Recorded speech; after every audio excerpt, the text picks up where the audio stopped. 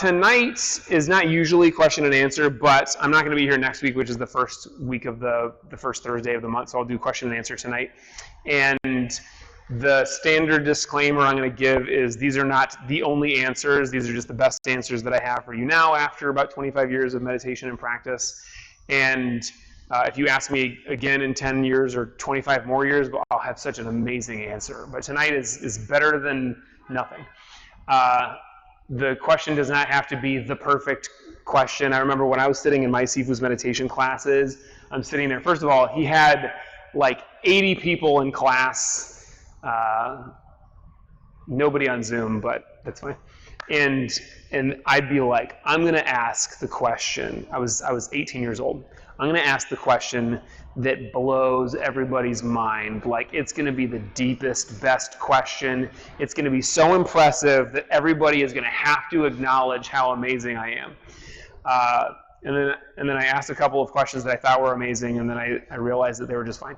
But don't worry about being impressive. This is not a place to show off with your questions. It can just be anything that you're dealing with. So I wanted to start us off with the question of the week, and this is related to the thing that Deborah is kindly reminding me of. So the question of the week in the dojo is, if you knew that you only had one day left to live, would you still be doing the same things? And I'll talk just a smidge about this. I always record the questions and the challenges and then post them on Instagram. And this Sunday, when I always do it, I happen to be at Lassen Volcanic National Park, which is so far away. I drove with my one-year-old child in a car seat for 11 hours with many stops along the way, and she did not have as good of a time in the car as I did, but she wasn't that bad. She's pretty good. And it's beautiful up there. Half of the trails were closed because there was still snow on the ground, but I got to hike around and see some beautiful stuff, and I hiked up a small volcano.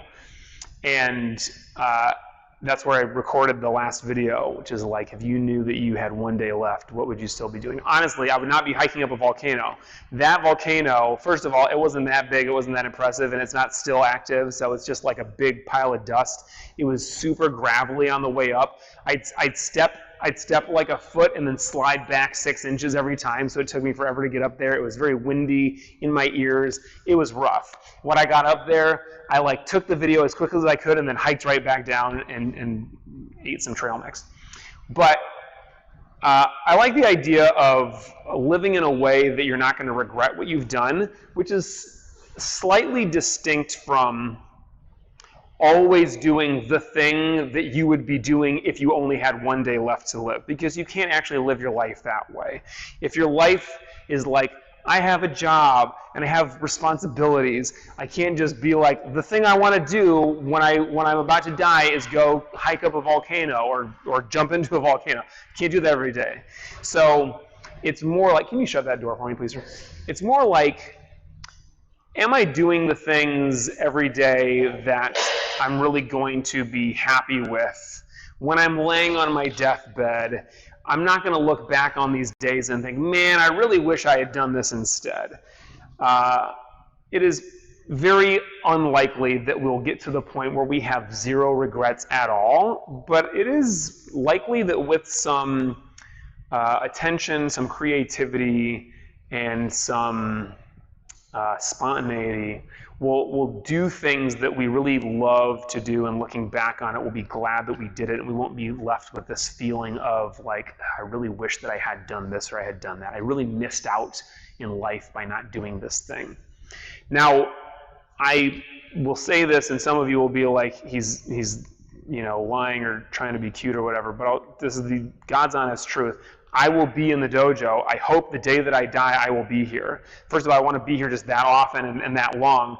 And I like to joke that I want to die in jiu-jitsu. Someone just chokes me out and I just don't tap. I just go. But I feel bad for whoever chokes me to death.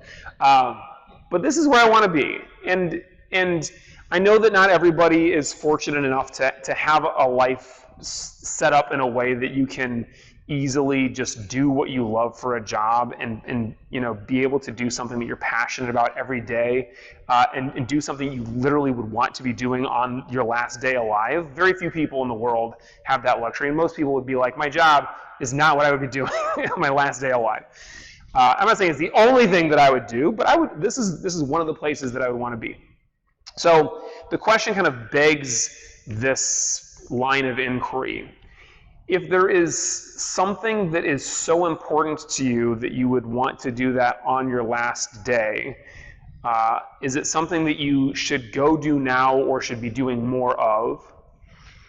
And if there's something that you certainly would not want to be doing on your last day, for example, whatever job you hate that you don't want to do on the day that you're dying, then maybe you should be doing less of that. And again, I understand some of us don't have that luxury, but consider it. This is the line of inquiry that we're inviting you into with this question. Now, the thing that I asked Deborah to remind me of is related to the internal challenge of the week, which is to forgive someone. Forgive somebody for something that they did that upset you. And Deborah's been thinking all day, what does the canoe have to do with any of this? So I got this. This is actually a book that Kaya gave me years and years ago. It's the Chuangzi, the Way, the Writings of Chuangzi. It's Chuangzi. Chuangzi is like a generation removed from Lao Tzu. So this is a Taoist master, a little bit more accessible than some of the stuff that came before. But he wrote this really interesting passage, which I loved. And it goes like this. Imagine that you are going down the river on a boat, and I always imagine a canoe, so it's a canoe. I'm going down the river on my canoe, and then somebody bumps into me with their canoe, and I turn around, and I'm furious. How dare you bump into me? And I see it's an empty canoe. There's nobody there. This canoe is just floating down the river, and really, by me putting myself here, I'm at fault for getting hit by this canoe. And there is a lot more to this concept and to this essay that Chuangzi wrote, but I really love this idea of like imagining that even if there were somebody in that canoe, I have the option to respond in the same way that I would if the canoe was empty, which is to look at it and laugh at myself for getting so upset at a person who doesn't exist because there was nobody there to. I mean, I guess I could say, like, I'm pissed off at whoever let their canoe drift off into the river, but ultimately, it is up to me to decide how I respond to this, right? And so forgiveness is all about this. It is a form of letting go, just like meditation is a form of letting go of our thoughts. We're practicing letting go and practicing being in the present, and a lot of times that requires forgiveness. You can come on out here. And imagine if forgiveness were just as easy as that, is like you look at this person and you recognize that me getting angry at them is just the same as getting angry at a driverless canoe on the river, right? It's my choice how I'm going to respond to this. And if I can look at them and just be like, oh, I get it. Like, I'm not saying that this person is dumb or there's nothing upstairs and that's why they bumped into me with their canoe or whatever they did. I'm saying that I can choose to look at it and just let it go like that. This is one of our ideals that we want to be able to practice. It's not to say that every wrong that somebody does, we should all just completely let go of it and never do anything about it. Of course, the world would be a very different place if that were true. But we at least want the ability to. This is one of the things that I think is there for us when we meditate and we practice letting go on a regular basis, is it becomes much easier for us to just let go of that thing that we're stuck on and just let that empty canoe continue riding right on down the river, and we're just right back to our present, whatever it is that is there for us in this moment in life. If we're stuck, if we are holding on to this grudge, right, I'll tell you this, not a single one of you is going to get to your deathbed and wish that you held more grudges. You're going to be like, I really wish that I hadn't forgiven that person. It's going to be the opposite. So the faster we can let go and move on, generally the easier and the better off we'll be. So we'll do about 15 minutes of question and answer. I'm not going to be able to get through that many, but it can be anything that relates to this or relates to something totally different. Anything internal about our meditation practice. I got a very eager hand back here. How's it? Go ahead. So I had this question before. I thought it was a challenging question. It kind of relates pretty well. Throughout my life, I have gone through various relationships with people, and that's friends and roommates and all that kind of stuff. And we've been hurt. I've been hurt, and I've developed certain strategies to defend myself from these things, and I've developed insecurities and all these other things. And as I've gotten into more stable relationships as I go on, as I've become more of an adult, I've realized a lot of these feelings I have are now ingrained inside of me, and they're not useful anymore. I'm out of those missions. And I've thought about it a lot. I've been thinking about it a lot recently, and some insecurities and these old habits, and identifying them and getting rid of them without beating ourselves up and trying to release versus. Yeah, I got it. I think I get the question in this whole thing that you just gave me. And I love it. And this is, first of all, you're a young man to have this kind of realization. This is wonderful. I won't take any credit for it. But I'd like to think that the dojo has in some way helped to shape this for you. This is something that is I think, so important, a basic recognition or understanding, which is going to help you also with the kind of end goal of this, which is recognize that we have these strategies that we've developed either on purpose or on accident. And this is just for so much of the way that we go through life. It is just kind of the way that we ended up being. It's something that we subconsciously developed, right? And I like your verbiage, the defenses that go up, and it's kind of like, it feels like this, and it's like I'm trying to kind of avoid these situations. And in some cases, that might very well be the best and or only way that we have available to us, and that's great, right?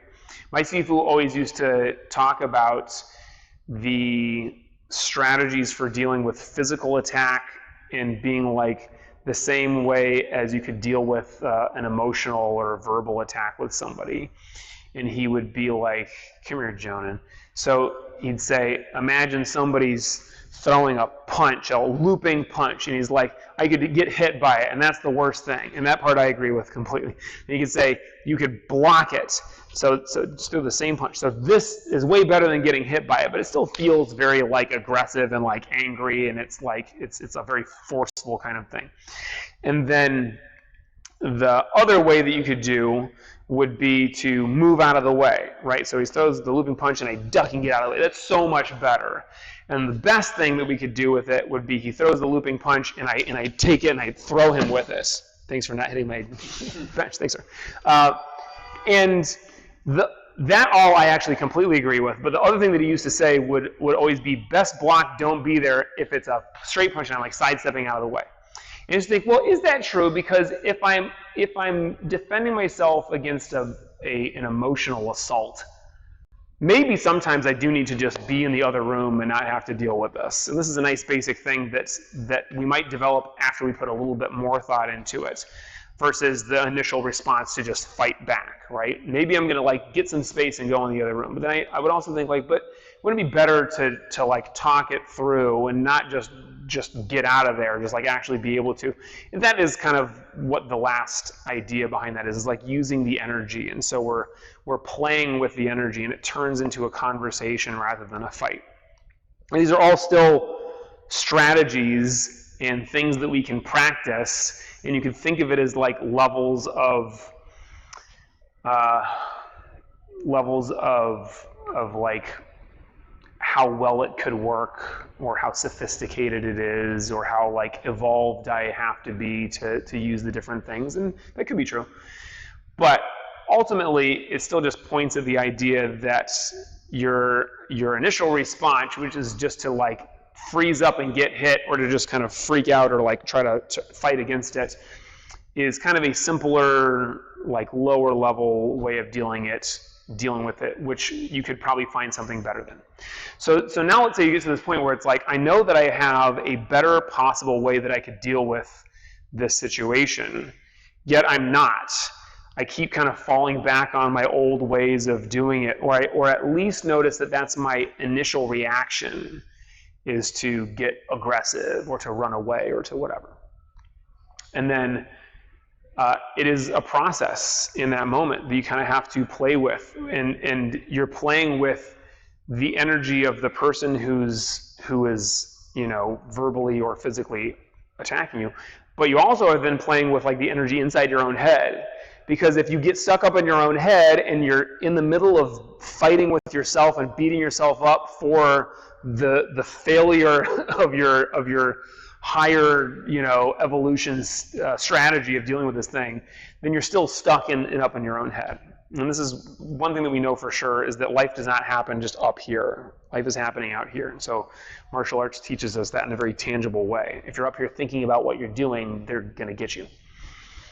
So we want to be able to very quickly let go of this. And again, this is something that we can kind of practice in the same way that we practice returning to the breath in meditation. We can practice just a very quick self-forgiveness and letting go of this feeling of like, oh, I'm really supposed to be doing it this way, or how come I'm messing up like this?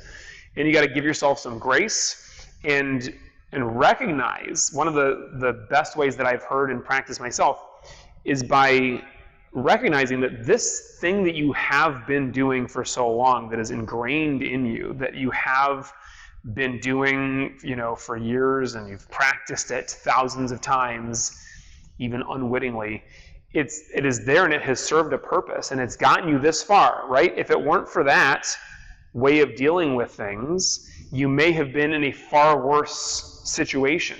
You may not even be alive anymore, right?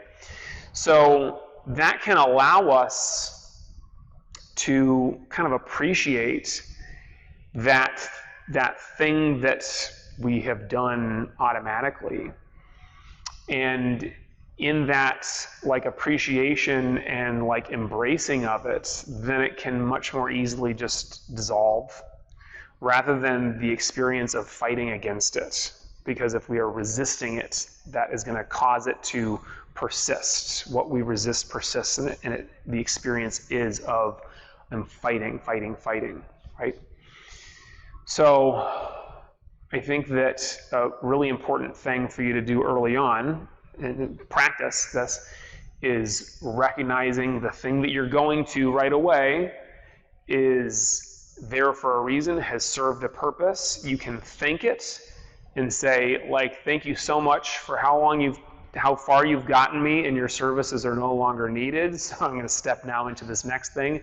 You're not angry at yourself or that strategy that you used to have. It's not an easy thing to do. It's much easier said than done.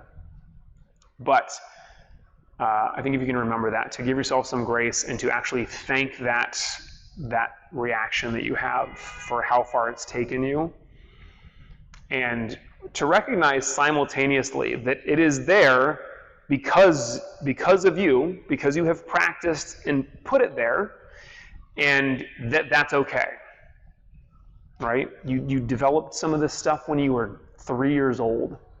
Like, you can expect a 3-year-old. My 1-year-old, she's teething right now. Her teeth are growing, and she's possibly got a fever right now because of this, and she's just pissed off. She's just angry, and there's nothing happening to her. Her teeth are growing, and that sucks, but this is a strategy that she's developed to deal with her teeth growing, is she's crying a lot. It's not helping anything at all. Even when we go pick her up, like, she feels good for a second, but then she's like, wait a minute, my teeth still hurt. And this is a thing that she will, I hope, soon let go of and replace with a different strategy. But you can't blame her. She's 1. She can't even barely walk. She just started to learn how to eat solid food. So of course she doesn't have a brilliant strategy for dealing with pain and discomfort and emotional angst and all this stuff. So that is where a lot of our stuff came from. And you have to appreciate that. Like, I was a baby, and it was the only thing and the best thing that I could come up with then. And it's fine. And I'm no longer a baby, so I don't have to wig out in the same way that I used to. Other question. Anybody type me one here? No. If you got a question at home, oh, I don't know if I can see your thing. Wait, let me see here. Deborah already said her thing. Nobody has a question? Natasha, you always have a question. Yes, I got two here. Go ahead, Kaya. Of course I do. Wait, Natasha. All right, I'll go with Natasha since she already started talking, but let's make it quick. But can I make a quick suggestion? We can't hear what other people are asking. I know. I'll repeat the question better next time. His question was 5 minutes long, though, so go ahead. Do you have a question? I don't know what this young man asked. Maybe it's similar to what. Okay. He asked basically what I was explaining at the end, which is I've developed these ways of dealing with like relationships and like possible pain and like for lack of a better word, like the fights that come along with life. And I realize that I have other things that are available to me that I'd like to use, and how do I do that without beating myself up and getting stuck on that kind of thing. Is that what your question is? No. Great. What's your question? I'm in a vulnerable situation now, and you know what my situation is. And there are people that are giving me unsolicited advices, and I just can't stand to listen to that. And it's not so much that I don't want to forgive them, because they are my friends and they mean well, but right now I don't need to hear this. So I avoid them and try so hard not to engage in any conversation with them about my future. So I think that forgiveness is not some, it's very fluid concept. We can sometimes, yes, forgive people because they are who they are, but at the same time have these boundaries. What do you think about that, Steve? Yes, great. I was waiting for the question. Okay. I love this. Yes. Now look, who among us has not received far more unsolicited advice than advice that we actually want? This is the way that it goes. And even if everything's going perfectly in life, even then it's even worse because you don't need any advice because you're perfect. But yeah, this is interesting. Boundaries are absolutely important. And I do not think that they are, at least in the way that I like to think of boundaries and forgiveness, I don't think that these things are the antithesis of each other at all. I think they can certainly go hand in hand. But what we, I think, want to be able to do, and I believe that this was implied in your question, is that how am I able to deal with people and not have to totally completely avoid them, but maybe be able to actually engage in a conversation where maybe I know that they are likely to give me unsolicited advice. And look, some of us have people in our lives that all of our conversations involve getting unsolicited advice from them. And I think if you enter into this conversation knowing that is what's going to happen, it can both prepare you for it and allow it to just like wash right off your back. But also you don't want to enter into the conversation. And this is probably some of what you're experiencing as well, Natasha, is like this baggage that we take into it. It's like the last time I talked to this person, it was just all this nonsense that I didn't want to hear. And so I'm avoiding it, or I'm going into the next conversation and I'm just sure that that's what they're going to bring up as well again. It's like when you're sparring with somebody and the last time you sparred with them, they punched you and you just like do this the whole time you spar with them the next time. We don't want to be like that either. So yeah, what do we do? So boundaries, yes. And look, if this is a reasonable person and a good friend, and you say to them, I just don't want to talk about this thing. We can talk about anything else you want to, but this is a boundary that I'm setting. And it can be in a way that doesn't cause or invite any additional problems or angst for you or the other person. You just say like, look, I'll admit I'm feeling a little bit self-conscious about this, and maybe I'll talk to you about it later, but today I'd rather just not talk about it. Or I've been thinking about this all day long. I just want to break from this. Can we just talk about XYZ or whatever? And for some people, you might need to be a little bit more forceful and clear. This is a boundary that I'm setting. I really want to continue having you as a friend. I really want to continue, interacting with you right now, but it's too stressful for me to talk about this. So can we set this boundary and then just not cross it? And then they cross it and then you punch it. No, they cross it and you remind them of the boundary that you set. And then if you do need to, you can say like, look, I just know that I just get the feeling that we're going to be talking about this thing again, and so I'll see you in a week. But entering into the conversation without dragging that luggage, that baggage in, and without being attached to it, I think is really important.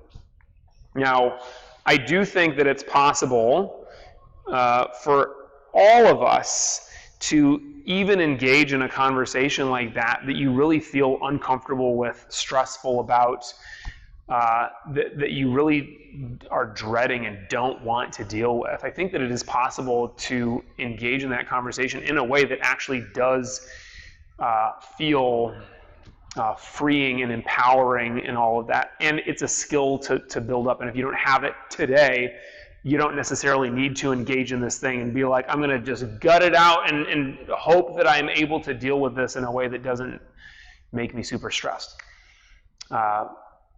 And so forgiveness is part of that. Forgiving yourself is probably the biggest part of this. The insecurities that we're feeling, right? If you're able to kind of let that go and forgive yourself, then you can be in any kind of conversation with somebody. And that's a big if. I'm not trying to say like it's as simple as that. Just forgive yourself and everything will be fine. It's a journey. And I'll put a pin in your question with this, Natasha, which is in the dojo, we like to say that our best partners are the ones that challenge us the most.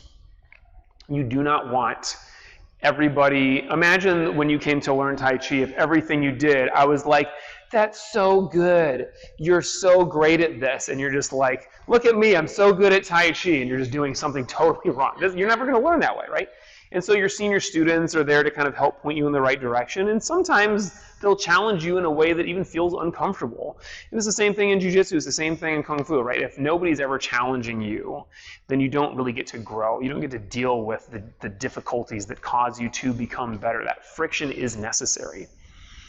So that is true in the dojo, and with the right mindset, we can really get so much out of our practice in that way. We can get more out of our practice when we are being really challenged and put in that uncomfortable position.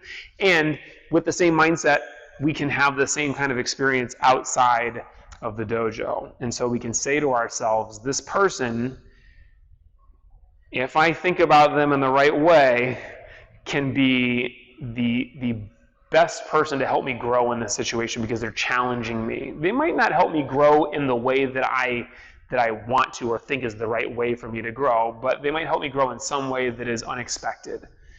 And so in this case, I know that you're dealing with the thing that you're feeling vulnerable about and you're feeling insecure about. And the way that you can grow might not be to get past that. The way to grow in this conversation, in this situation, in this opportunity, might be that I can grow in the way that I'm able to deal with this, in the way that I'm able to forgive or forgive myself.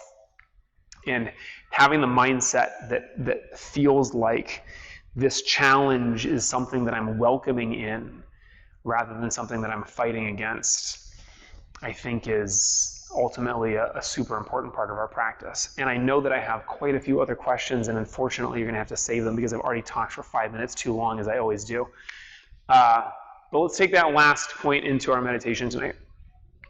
So in Zen Mind, Beginner's Mind, which we have in the lobby, the author talks about the concept of mind weeds. And the mind weed is like this thing that keeps coming back up, and it's this annoying, persistent thought. If you don't have mind weeds, you are not paying attention during your meditation. We've all got them. The question is, how quickly are we able to recognize them and kind of let go of them? Or in this case, he talks about digging up the mind weeds and burying them. And he's like, if you do this with your garden, then the weed can become sustenance for the plants that are growing. That organic material feeds it. I think that's probably true in some cases, and I think in some cases the weed will just grow right back up. But let's imagine that this is true. We are taking these difficult thoughts, we are accepting them, and when I say bury them, I don't mean bury it deep where it will come back to ruin your life someday because you're repressing it. I mean, you accept it. And in your meditation, it's as simple as this. Oh, there's that thought again that I keep trying to resist, and I can't let go of it. So I'm just going to invite it in. I'm going to absorb it. I'm going to eat it. I'm going to use that challenging experience to feed my meditation. And it might not make this meditation seem any better, but with the right mindset, we can recognize that this challenge that we're dealing with can feed us so that we are better able to deal in the future. Maybe the next meditation will be more focused because we kind of, did the heavy lifting in this meditation. Maybe when we leave this meditation, we can, better be able to accept what's going on and to kind of welcome in these challenges rather than just fighting against them. So much of meditation can feel like we're fighting against ourselves. This is kind of a big theme that we've been going back to tonight. So I'm not saying that you should beat yourself up for fighting against yourself, because that's just another form of that. But what I'm inviting you to do tonight is to accept and just kind of feed that thought into your next breath, or just recognize it as the opportunity to grow. That challenge is here to help you. That thought is maybe the best teacher that you can have in this moment for this meditation. Sit comfortably. So, you can sit however you want as long as it's comfortably with your spine straight. You cannot lay down. That will become a sleepitation. I like to sit kneeling, but cross-legged is totally fine. If you're nice and comfortable and flexible in the hips, you just don't want your knees sticking up above your hips because then your legs will fall asleep. We are only going to meditate for about 10 minutes, so it shouldn't be crazy for you, but try to find a comfortable place that you can sit like rock solid. So close eyes. Your spine is straight from the tailbone up to the base of your skull. Not rigid and tense, but just like neatly stacked, one vertebrae on top of the next.